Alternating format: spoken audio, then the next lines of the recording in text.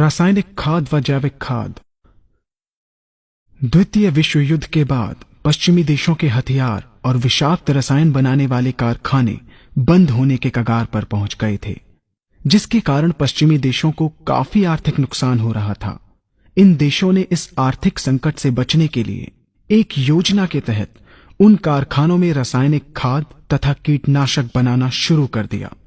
इन रासायनिक खादों व कीटनाशकों के द्वारा कृषि उत्पादन को बढ़ाने की बात कर हरित क्रांति नाम का एक छद्म जाल बुना। भोले भाले किसान अधिक उत्पादन के लालच में फंसकर रासायनिक खाद व कीटनाशकों का प्रयोग करने लगे। बैलों की जगह ट्रैक्टर से जुताई होने लगी। शुरुआत में कम रासायनिक खादों के प्रयोग से अधिक उत्पादन हुआ। धीरे धीरे रासायनिक खादों के प्रयोग के कारण भूमि की उर्वरा शक्ति क्षीण होने लगी, जिसकी वजह से उत्पादन घटने लगा तथा फसलें कमजोर होने लगीं। फसलों के कमजोर होने के कारण उनमें रोग व कीट लगने लगे। रोग व कीटों से फसल की सुरक्षा के लिए और अधिक कीटनाशकों का प्रयोग होने लगा। एक तरफ ज्यादा उत्पादन के लिए अधिक रासायनिक खादों का प्रयोग होने लगा, वहीं दूसरी तरफ फसलों को रोग व कीटों से बचाने के लिए अधिक विषाक्त कीटनाशकों का प्रयोग बढ़ गया, जिसके कारण उत्पादन लागत बढ़ी और किसान को लाभ कम होने लगा, बल्कि छोटे किसान कर्ज में डूबने लगे। धीरे धीरे भूमि की उर्वरा शक्ति क्षीण होने से भूमि बंजर होने लगी। रासायनिक खाद व कीटनाशकों के कारण खाद्यान्न भी विषाक्त हो गए तथा जलवायु भी प्रदूषित हो गई, जिसके कारण मानव पशु पक्षियों के स्वास्थ्य पर प्रतिकूल प्रभाव पड़ा, जिसका परिणाम आपके सामने है। मानव स्वास्थ्य पर रासायनिक खादों के पड़ने वाले प्रभाव को आप ऐसे समझें।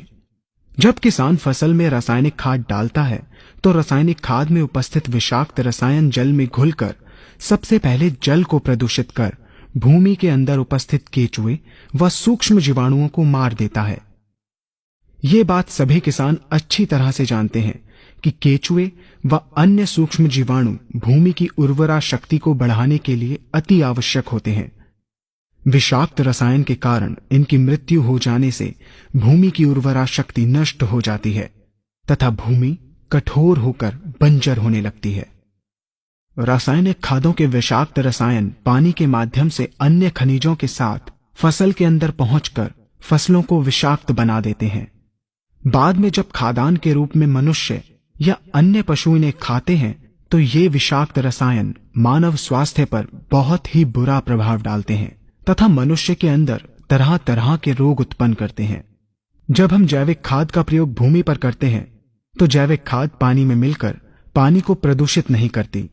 जैविक खाद भूमि के अंदर उपस्थित उर्वरा शक्ति को बढ़ाने वाले जीवाणु तथा केचुओं की संख्या को तीव्रता से बढ़ाती है, जिससे भूमि की उर्वरा शक्ति बढ़ती है तथा भूमि छिद्र युक्त एवं भुरभुरी हो जाती है, जिससे वायु और प्रकाश भूमि के अंदर गहराई तक प्रवेश करते हैं, जिसके कारण भूमि में तापमान एवं आर्द्रता का संतुलन बना रहता है और फसलें मजबूत होती हैं। जैविक खाद में विद्यमान तत्व खाद्यान्न के माध्यम से मानव व पशु पक्षियों के शरीर में पहुंचकर स्वास्थ्य लाभ पहुंचाते हैं। जैविक खादों के प्रयोग से फसलें अच्छी और मजबूत होती हैं, जिसके कारण उन पर रोगों एवं कीटों का ज्यादा प्रभाव नहीं पड़ता। यदि किसी प्राकृतिक कारणवश कीटों व रोगों का प्रभाव अगर पड़ता भी है तो गौमूत्र एवं औषधीय वनस्पतियों के घोल के छिड़काव करने से फसलों को रोग एवं कीटों से बचाया जा सकता है। गौमूत्र एवं अन्य प्राकृतिक औषधियों के मिश्रण के छिड़काव से फसलों का कम लागत में बचाव हो जाता है तथा वातावरण पर भी कोई दुष्प्रभाव नहीं पड़ता।